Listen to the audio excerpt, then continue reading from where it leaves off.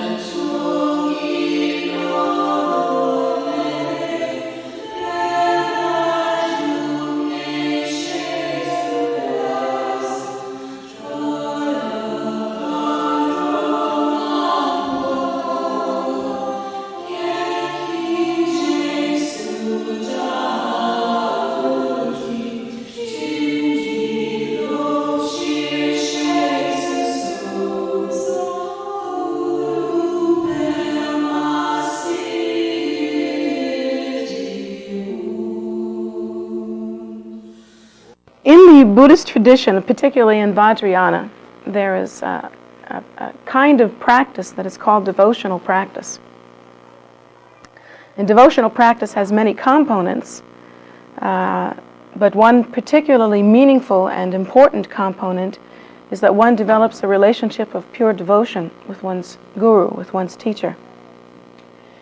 In the Vajrayana tradition, the teacher is considered to be like the door of liberation, because even though there has been a Buddha on the earth and there has been the Buddhist teaching, even though the teaching is written in the books, even though there are many ways in which you can approach the Buddha Dharma, it's really, according to Vajrayana tradition, just about impossible to enter into the path, into the meat of the path, into the thick of the path, without the blessing of the teacher. The Lama is considered to be the blessing that is inherent in the path. The Lama is necessary for empowerment. The Lama is necessary for transmission. The Lama is necessary for teaching. The Lama is necessary to make a bridge, almost like the Lama is the nurse that administers the medicine. The doctor might prescribe it. The doctor might be considered the Buddha, but the Lama is considered to be the nurse that actually administers the medicine, while we ourselves may be too weak or too unaware to be able to hold on to the medicine or take it into our own mouths without some help. And in Vajrayana tradition, even from the very most preliminary practice to the very most superior practice, there is a devotional aspect to every practice that is done, and that is considered to be the vehicle or the means by which the blessing is actually transmitted. In preliminary practice, there is actually a section of devotional yoga, Guru Yoga, in which one practices, and this is something that is widespread, not only in our particular tradition, but is widespread across all the traditions in Vajrayana Buddhism, tradition of calling the Lama, of beseeching the Lama, of invoking the Lama's blessing. Now, in our particular Ngundro, we have a beautiful passage, a beautiful song of invocation. It's called Calling the Lama from Afar. It has a very haunting melody, and it's done with one's heart. And actually the recommendation is that one should do that until tears arise in one's eyes. That one should do that in order to soften the ego, in order to soften the mind, and to make the mind like a bowl that is turned up, not turned over hard, and unable to receive any blessing, but a bowl that is kept like this, that doesn't have any poison or dirt in the bottom of it, that's kept purely, so that when the nectar comes in, it won't be mixed with poison or dirt, and it isn't cracked through the distraction that we all feel when we can't really keep our minds on any kind of devotional practice, but our minds wander too much, that kind of bowl could not hold the blessing, could not hold the nectar. And of course, if our minds are hard and filled with anger and hatred, and that anger surfaces, the bowl is turned over and the nectar simply runs off. So there's no blessing to be had, and we might fool ourselves thinking that we have a blessing, but in fact, no blessing has been received. So we practice this devotional yoga, and we practice it very sincerely. The benefit of this practice is immeasurable in that it softens the mind. It's almost like if you think of planting a field of grain, one has to plow the field, then one has to harrow it or disc it, turn it over. One has to wait, one has to soften it and rake it and work the soil so that it's capable of receiving the seed. Otherwise, if the soil were not ready, the seed would be thrown out and it would just bounce like on a hard surface. It would not do much good. Any of you that have planted things know the truth of that. So devotional yoga is a cultivator. It's considered to make one ready. Without devotional yoga, there is no possibility really of the blessing being fully received. The devotional yoga is meant to benefit the student. It never benefits the teacher. If the teacher needs devotional yoga, the teacher is inadequate and impure. The teacher is without value. So the devotional yoga is purely for the benefit of the student. The teacher is not pleased by the devotional yoga. The teacher is pleased by the movement and the softening and the gentling and the change that occurs within the student. But that's because the teacher wishes to benefit the student. It isn't because the teacher requires any kind of devotional yoga or any kind of notice, really, at all. So in our tradition, in preliminary practice, we practice this calling the Lama from afar, and it's a haunting practice. It will bring tears to one's eyes if one were to practice it with a full heart and really do one's best. And when that begins to happen, there's a change in the student. There's truly a change. Often that is when the teacher first begins to notice the student. That is when the Lama takes an awareness of the student. That is when the student comes into the Lama's mind and the Lama into the student's mind. That is when this tremendous bridge, this perfect bridge, is formed. That is everything, really everything on the path, without which there is only dressing up in Dharma clothing like a peacock. There is nothing without that. So that is necessary.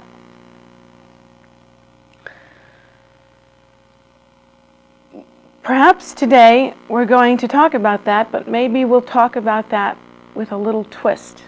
Maybe we'll talk about calling the student from afar. In the same way as we call the Lama from afar, in traditional practice, through the invocation, through this haunting practice of putting one's heart in a position of surrender. Maybe now we can talk about what the Lama experiences when the Lama calls the student from afar. And maybe we can talk about the student's response to that. And maybe somewhere in that you might find yourself and your own reaction, your own habit patterns. And through recognizing that, there might be some benefit. When a student calls the teacher in their mind, when they begin to make their mind and their heart like a bowl, there are several different things that are happening. First of all, there is some fantastic, auspicious karma that is ripening. In order for a student to even make that step, the student must have accumulated a tremendous amount of merit, of virtue somewhere in the past. A non-virtuous mind cannot call the teacher with devotion. It cannot happen. They will not be able to experience that devotion, that gentling, that softening. So the student must know that about themselves, that if they are responding with devotion, if they are really calling the Lama, if they are really experiencing surrender, then there's some virtue in the student's mind. And the student should be happy and pleased with that. When the student calls the Lama, when the student practices that kind of devotion, it's because the student has realized certain things. And the only way that real devotion can be practiced is if these things have been realized. First of all, the student has looked around and has seen that cyclic existence or ordinary life is flawed. It is faulted. The student has looked around, and sometimes it's the older students that really, in some ways unfortunately, are able to do this because they've seen their lives pass. And they look around and they say, what have I done? I've worked so hard for maybe 55, 60 years. I've worked so hard. And what have I really accomplished? What am I going to take with me? What is this that I've done? What has happened when this time has passed? And so sometimes older students are truly prepared to understand the faults of cyclic existence. Younger students have much more difficult time with that because younger students are still trucking along, they're still thinking, oh yeah, I can do this and I can do this, and we're still steamed up, puffed up with that I can do kind of thing. Too many exciting threads to pull, too many different ways to move. Our juices are flowing and we're moving ahead, and it hooks us. It hooks us into this delusion. But at any rate, the student that is prepared to call the teacher has been awakened, stimulated, has understood that so much time has passed, and what has happened during that time? Not much that we can really account for. We've had some fun. We've had some big fun, some of us. And we've had some big suffering. And we've had some big excitement. We've had some big letdown. And it's up and down and up and down, and we've all experienced old age. We're all going to experience old age if we live that long.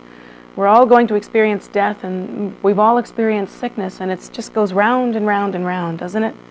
And at some point, we look at that and we see it, and we ask ourselves, isn't there something more? Isn't there something? There must be something. We begin to move in that direction, and then we see someone who can give us a path, not only just thoughts about the path, not only just ideas that are popular in the new age, not just some theories, but a technology, a method that is succinct and exacting and has proven to give itself, has shown itself to give results that have been repeated and proven over time. So this student looks at that and thinks, wow, this is something. And the student finds themselves sort of like in the position of experiencing themselves in a burning house, and suddenly they've seen a door. They've seen a way out. They've seen something that doesn't have the danger in it that cyclic existence has, that doesn't have the fault in it that cyclic existence has. Maybe there's a way out. Maybe there's something that we can do. And the student looks at that and says, oh, and they gather themselves together, and they're hopeful and they're joyous, and something's going on, and suddenly they're excited. And then the student begins to want to call that, to bring that closer to them. And that's a beautiful, precious, and exciting moment. But that moment can only happen due to the virtue of the student's previous practice. That really only happens due to virtue. So the student begins to call the teacher. And the student has lots of different experiences while that happens. Sometimes the student doesn't know how to measure what the relationship with the teacher is. Sometimes there's some initial confusion. There are all sorts of interesting and different things that happen during that time. But still, the student with the kind of virtue that is necessary to really do this will remain firm, will continue, will move forward, and continue to call the teacher, continue to invoke that presence in their lives, and really come to the point, due to the virtue of their practice, where they will do anything. They will do anything, because they know their time is short. They know that they've tried everything, and nothing's worked so far. Nothing has produced permanent happiness. So they are looking at the door to liberation, and in this path, that's how the teacher is considered. The teacher is considered to be the very door of liberation. They are looking to walk through, just as they want to exit that burning house. They want to walk through that door. And it's a really amazing thing. But what is it that the teacher experiences as the teacher begins to call the student? In the Vajrayana tradition, we are taught that when a tulku appears in the world, a tulku is considered to be like an emanation of Lord Buddha or Guru Rinpoche's enlightened compassion. That the teacher is considered to be an extension of that. Guru Rinpoche himself said, "I will appear in the world as your root teacher." The root teacher is defined as the one with whom you have such a relationship that upon meeting this teacher, upon hearing this teacher, you have immediately understood, or perhaps over time understood, something of the nature of your mind. You have seen something, you have recognized something, and you have come to understood. Perhaps it is through some words that the teacher has given you. Perhaps it is simply through being with the teacher. Perhaps it is through some experiences that you've had while you are with the teacher. But you have come to understand something of your own mind. You have come in some small way to see your face. That may not necessarily be pleasant at first, you see. You think that should be a beatific experience and you're waiting for the Hallelujah chorus. That may not be the way it happens to you. It may be painful at first. You may realize how puffed up you are at first. You may realize how vapid your life has been thus far. That's painful. That's, of all realizations, that's the most painful. And you may take account of yourself, and the account may not be so good. And suddenly you have this urge and this yearning. That's your face. That's your face just as surely as if you had been struck enlightened immediately upon seeing your teacher. That is your face. That face that turns you around and moves you. That's your face too. So when you meet your root teacher, that relationship becomes so fantastic, so wonderful. And that is the display of Guru Rinpoche's touch. That is how Guru Rinpoche has appeared in your life. You cannot doubt that. That is how the Buddha has appeared to you, because that is the beginning. That is the face. That is the movement. That is the method of enlightened awareness. That is the beginning of the awakening. So that must be the Buddha. That must be the Buddha appearing in your mind. When the teacher begins to call the student, the teacher actually appears in the world, and generally if the teacher is a bodhisattva, and hopefully the teacher is a bodhisattva, because if the teacher is not a bodhisattva, you might as well throw that one out the window. You have made another mistake. You don't want to go to school and learn from like Betty Crocker or something like that. You really want to know that you are teaching someone who's equipped to give you the method, to give you the path. So if the teacher is a bodhisattva, if the teacher is an incarnation who has achieved some realization and therefore has returned solely to benefit beings, there is some design, and different tulkus will appear in different ways, but there is some design in the tulku's method. The tulku will have a sense of purpose. From a very young age, a sense of purpose.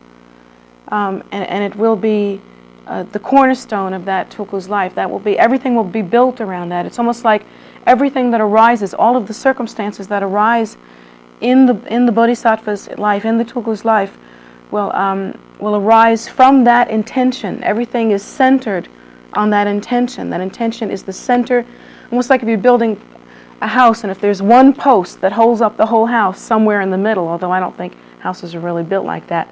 And I'm sure the carpenters are getting angry at me just for saying that. But anyway, the cornerstone, if you will, of the structure is the tulku's, the bodhisattva's pure intention, the intention to be of some benefit.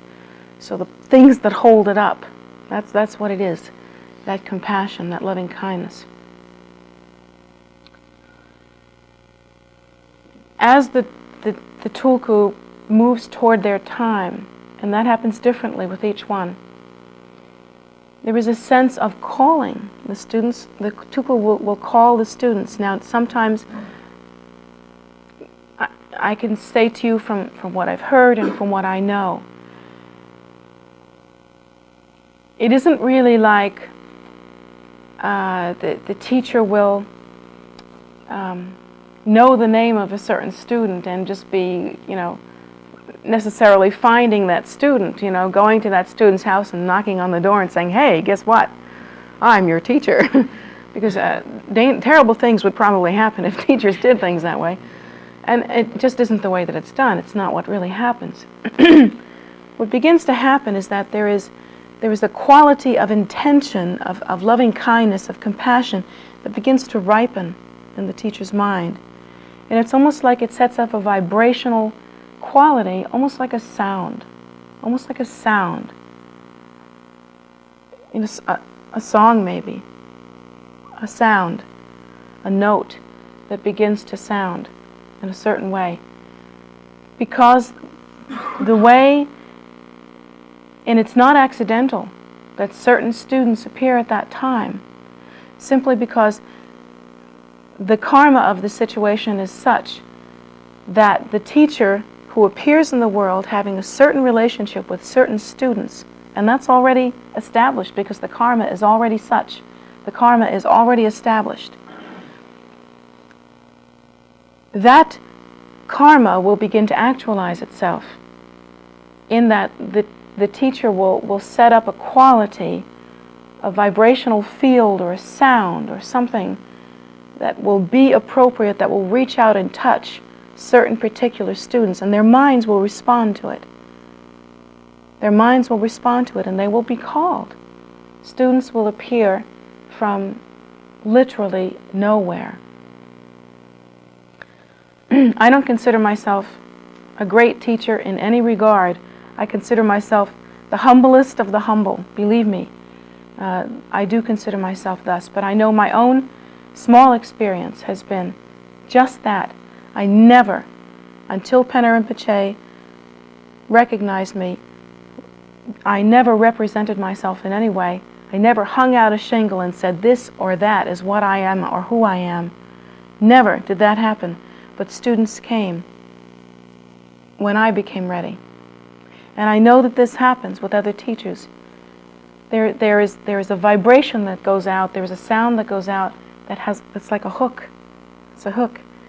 And just as one piece of Velcro doesn't attach itself to a smooth surface, if the student doesn't have the responding piece in them, it won't connect, you see. It will just smooth right over. You see what I'm saying? It'll just slick right over. But if the student has that other piece, they'll be tight. You can't separate them. It's just, to separate them literally sounds like Velcro. It sounds like your heart is being torn out. There's something there that is so fantastic. It cannot be explained in ordinary terms. And so this amazing, fantastic thing happens. So from the Lama's point of view, there is simply the display of that intention. That's all that happens. And the student from literally nowhere, the student could be a coarse and crude construction worker. The student could be a ballerina. The student could be a disco dancer. One of my nuns is a former disco dancer. Oh, Mark. Of course, that was Mark. He's one of my nuns who was... They could be drummers. They could be all sorts of weird things. You never know. And suddenly, something begins to happen. And they don't really change from being weird things. They just show up. Hey, you set yourself up for that. Two weird things are discussing this in the corner.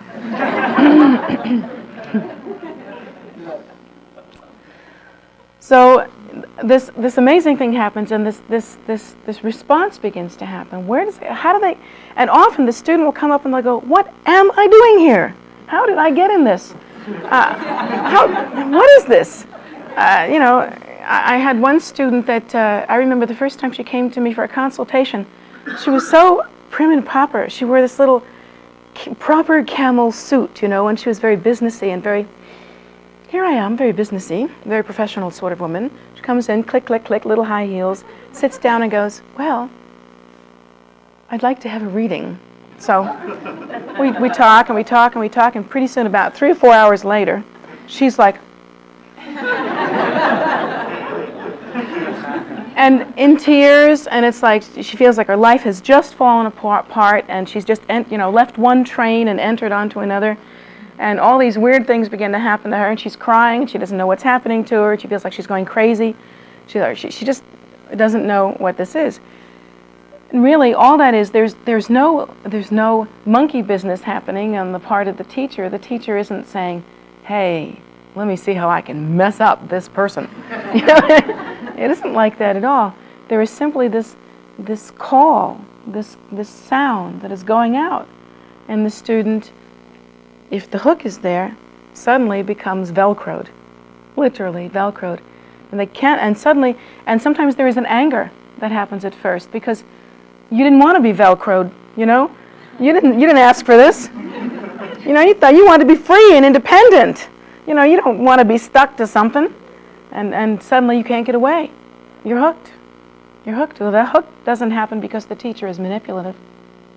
The hook happens because you have seen your face. And the karma in your mind is such that you have responded in a way that you never could have predicted. The student might be very conventional, not ever been religious before in their life. The student might be very unconventional and never thought they would deal with a conventional religion like Buddhism. And they might be really ticked off about it. They just didn't want any of these things to happen, and suddenly, hooked. And the student can sometimes respond with anger, literally.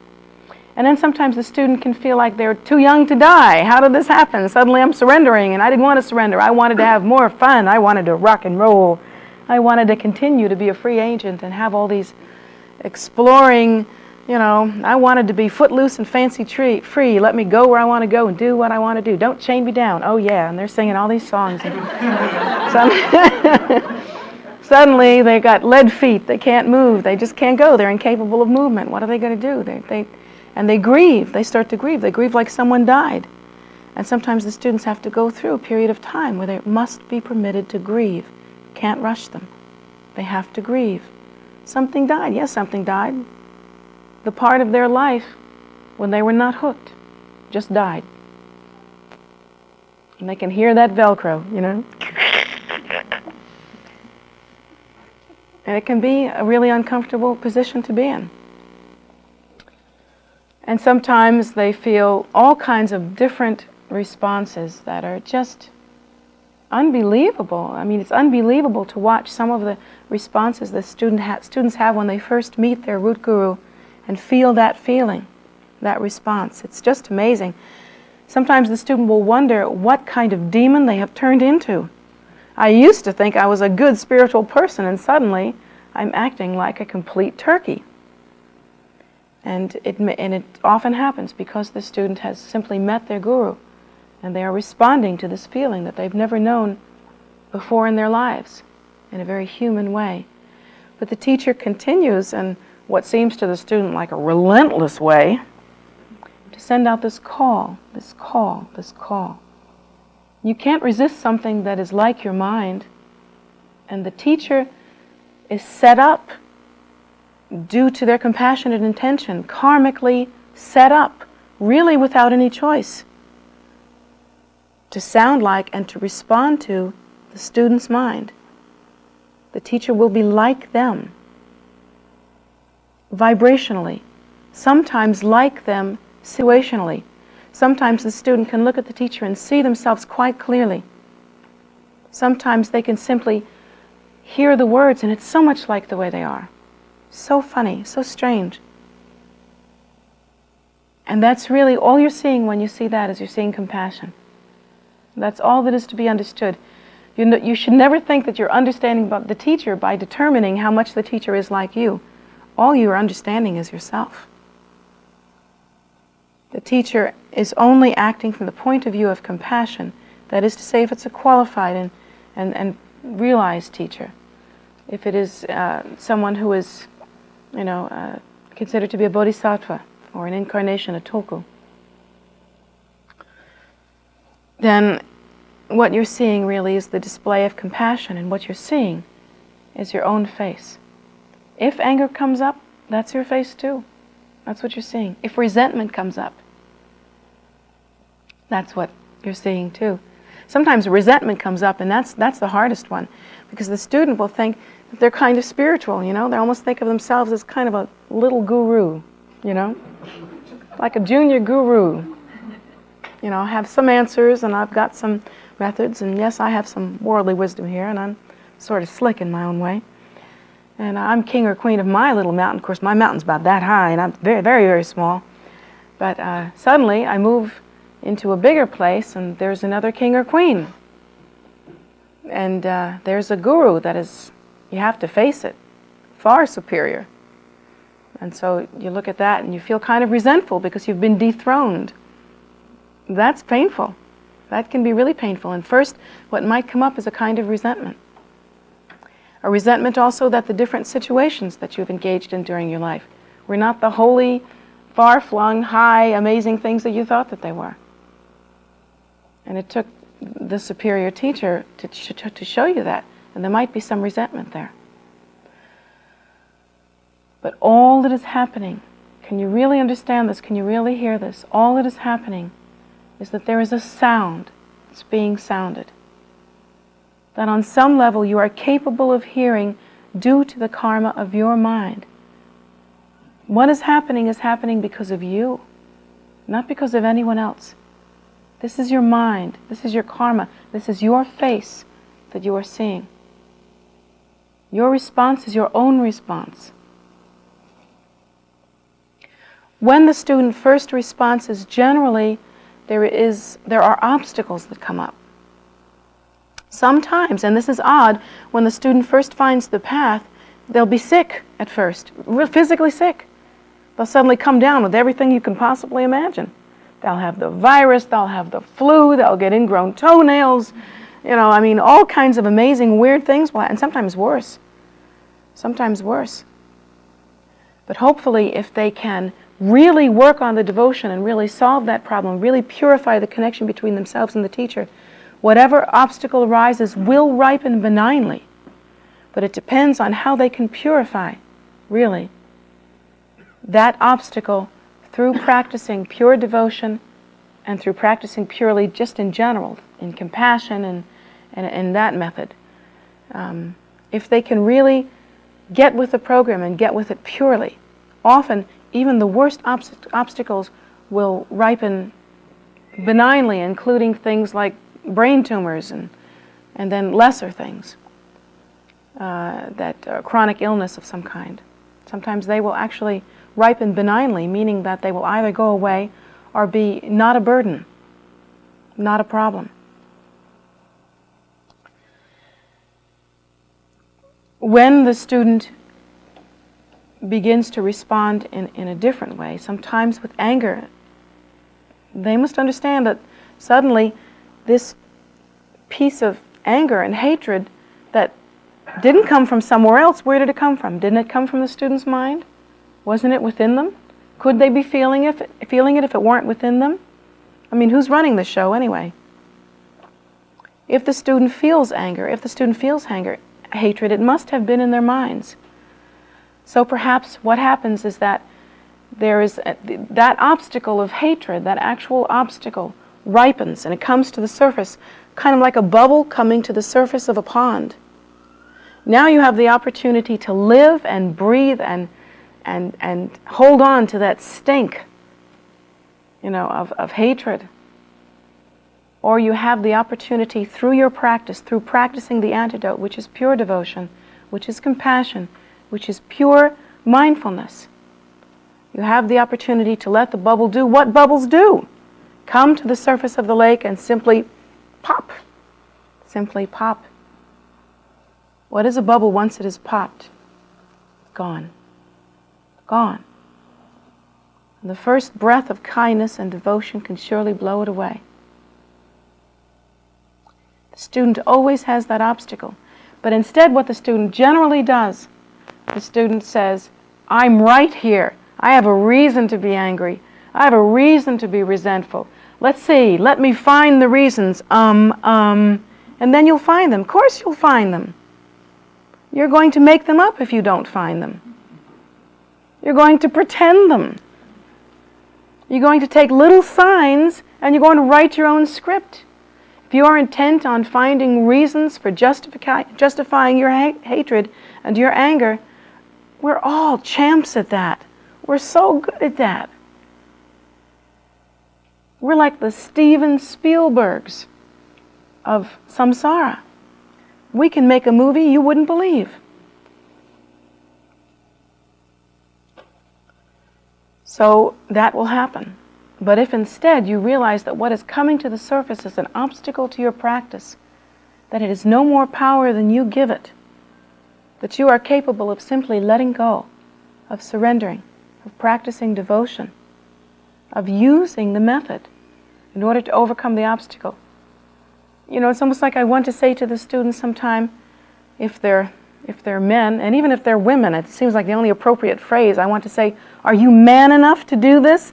Can you stand outside of yourself and really look at it? Can you see that this is the phenomena of your mind and just blow it off? Can you do that? Are you man enough? Are you human enough? Are you strong enough? And sometimes we're not, are we? We sort of wimp out and we want to be right. We want to have an issue. We want to be safe without changing. We don't want to change. So difficult to do. And meanwhile, all the teacher is really doing is calling the student from afar, sounding that note that is so like the student's mind, and it begins to bring forth this response that is in the student's mind. And what they see is their own face, layer upon layer of their own face. Ultimately, if they practice devotion, they will see their true face, which is their nature. Now they're only seeing the dust that is covering it. Now they're only seeing the stuff on top of it. But all the teacher really does is sound the sound of their nature. And something begins to happen. That sound is some kind of thing that's like you can't even hear it with your own ears, you know? You can't even hear it. But it's so powerful, it can change the life of a student like that. Like instantly. And it can sustain that change. And it's also so powerful that it can change an entire area. It can change a community. It can change the world. But it's so subtle that you probably couldn't even hear it with your own ears. What is that? It is the greatest and the most gossamer force that there is, and that is the force of compassion, the bodhicitta. In practice, the bodhicitta is compassion, it is kindness as we understand it. But its ultimate nature, the bodhicitta, is the ultimate truth. It is the ultimate Buddha nature. And that is the sound that is being sounded. Vibrationally cloaked to suit the students for whom the teacher has appeared. And it is for those students that the teacher has returned, that the teacher has appeared. So it is like you. It is like you. And you should be strong. You should take responsibility for what comes up in your mind. You should know that this is your time. And you should respond through practice, not through agreeing with yourself and saying, it's okay to do this. It's okay to have this hatred. It's okay to be angry. It's okay to be vengeful. It's okay to be resentful. It's okay to grieve. It's okay to whatever. Why is that okay? When you could be moving closer to your greatest hope. So each student must have strength and understand what is happening to them. Do you who are responding, do you know what is happening to you? Do you really understand it? Do you really see its importance? And when the stuff comes up that comes up, and I know it comes up, the discursive thought, the anger, the disagreement, well, I don't know if I agree with that, all these different kinds of thoughts. When that comes up in your mind, do you have the courage to get a hold of yourself, to take a hold of yourself and understand what is happening to you, that you are in fact seeing your own face. This is your resentment. This is your anger. This is your sadness. This is your needing to be independent. These are reflections. These are images of your mind. And in truth, so long as they keep you from pure practice and perfect surrender, from truly seeing, with the help of your teacher, your own primordial face, these, in fact, are only obstacles to your practice that are coming up. And this is the form that they are coming up in. So you can begin by giving thanks that they come forth in such an easy-to-deal-with way. I mean, you could have met your teacher and then gotten run over by a truck. That could have happened. That could have been a big obstacle. Well, that was nice. But it didn't happen. You're still here. And you can, right now, begin to develop the courage to move forward without any hesitation.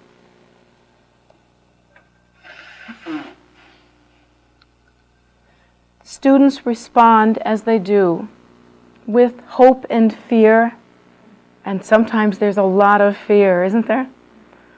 Hope and fear, with anger, with restraint, with judgment, with discursive thought.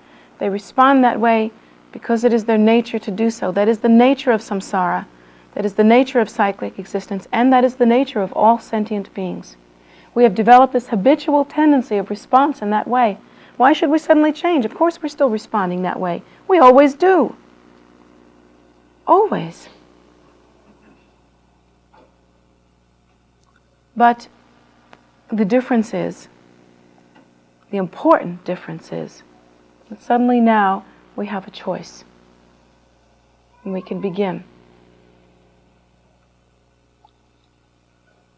We can respond through mindfulness. We can respond through practice. We can respond by recognizing through courage that this is our response due to our habitual nature. We can stand outside of that whole deeply reactive scenario, and instead of reacting with the hatred, instead of reacting with the grief, instead of reacting at all, we can know, we can understand. This is my mind. That is my teacher. The only thing to do is to walk forward and to continue.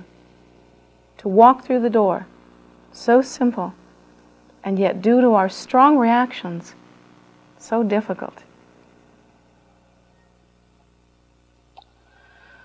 So remember, when you are angry at your teacher, which really is useless to be, when you are resentful, when you are anxious, when you are going through all the gamut of human experience, which you do,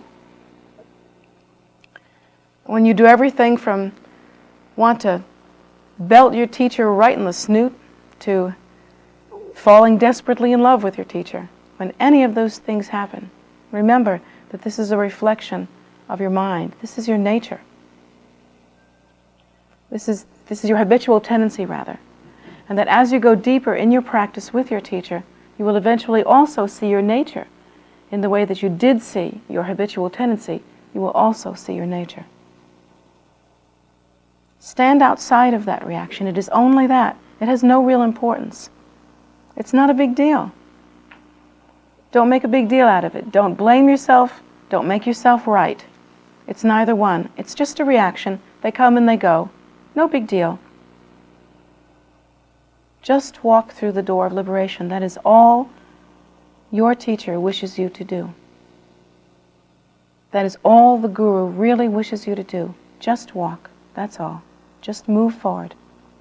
I'm reminded again and again of that wonderful story that we hear in our tradition of the father who had many children in a house, and children that he loved very, very dearly.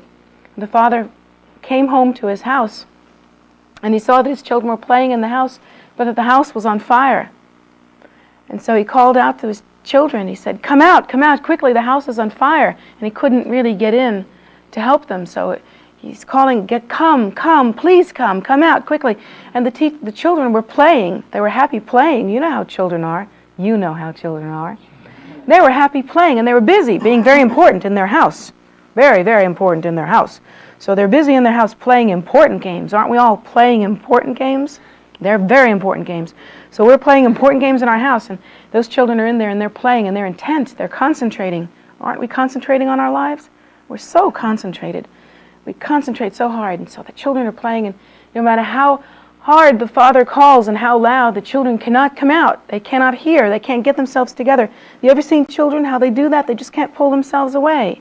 Have you ever noticed how children do that? Big children, too. So anyway, and that's happening, and suddenly the father thinks, he's crying, how can I get my students out? So he sounds the sound that the children need to hear. He said, I have chariots for you, I have umbrellas for you, I have big elephants to pull you, I have toys for you to play with, I have everything you need out here. Come, come. And seductively, the teacher calls the student, this father calls the children. Whoops. Freud, your slip is showing. The father calls the children. So the father's calling the children, and suddenly the children go, toys? Toys? Umbrellas? Elephants? Chariots? Yeah, that's what I want. And then they come out, and the father says, really, I don't have anything for you. It's just that the house was on fire, and I had to get you out. But I have for you something precious. I have for you your freedom. Now you're free and you can live. And you weren't consumed. You weren't consumed and helpless by yourself. So the story's kind of like that. I'm paraphrasing it, but it's kind of like that. And it really is the story of the teacher and the student, isn't it? It really is the story of the teacher and the student. All that is done is that the student is being called. Everything else that happens in your mind. All you are truly seeing when you meet your root guru is the compassionate extension of the Buddha's miraculous activity. The rest is up to you. Just like your practice, how much you do, how little you do, how honest you are, how real you are, how well you apply yourself, it's really up to you. In this path, literally, the ball is in your court. You can do anything.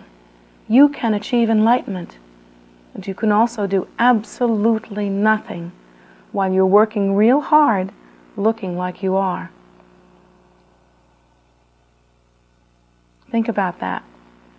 And have courage. Have the courage to really walk through the door. That is all anybody asks of you.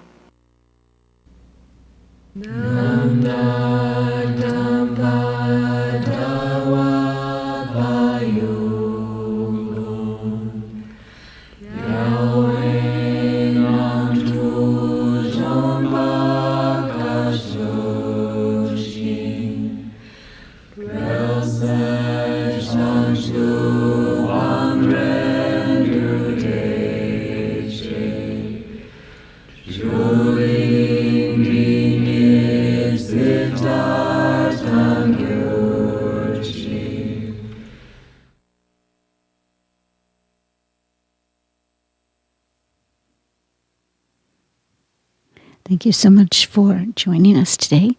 I hope you enjoyed the teaching, and we'll come back for more.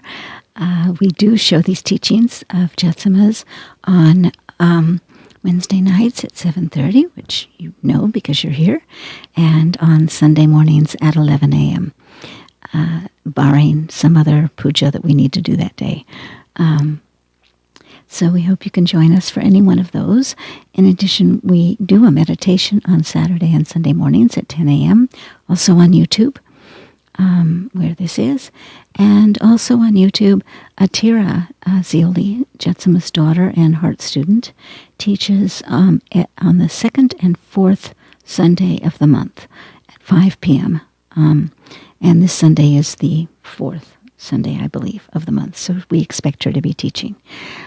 She is also fantastic to listen to, so I hope you get an opportunity to do that. If you miss the live teachings, in any case, they are always up on our website. If you have trouble locating them, try to look through the playlists, because that should help. Atiras are listed under Beginning Buddhism with Atira, and Jetsumas are listed under Full-Length Teachings by Jetsuma.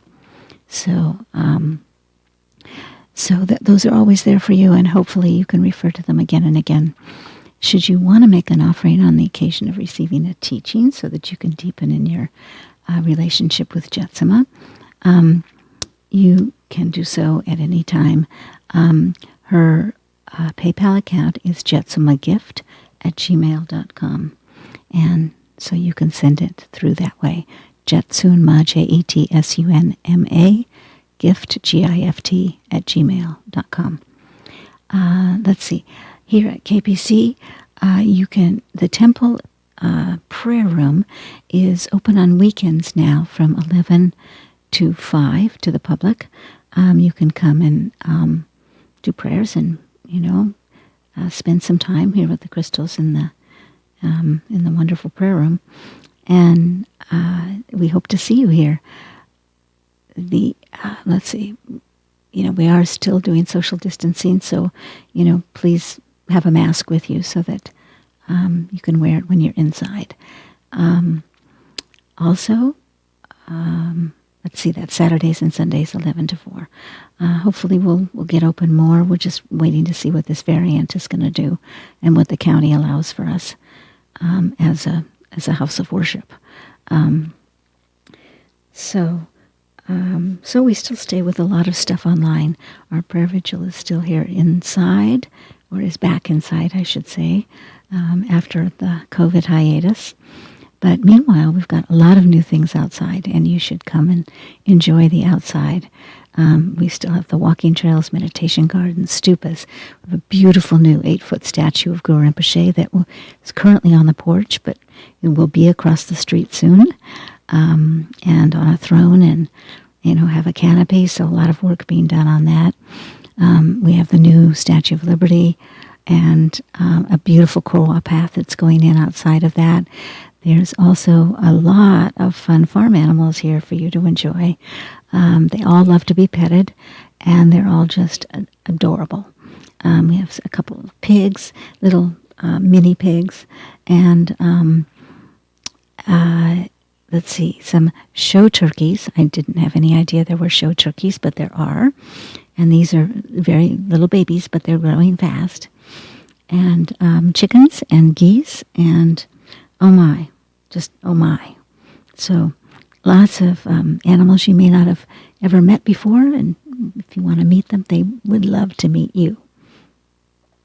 In any case, we also would love to see you, so please come by, and if you're in the area, and otherwise join us online. You can go on to tara.org. On the top panel, you click on events, and there is a KPC calendar. And you can find all the things that we're web streaming online. If you want to join us for a practice, you can click on the event itself, and it will give you the Zoom link as well as a link to the practice. So we hope that will make you comfortable, and you can join in and be with us. So thank you. See you next time. And meanwhile, be safe, take care of yourselves, and take care of anybody you see, because everyone seems to need it. Thanks.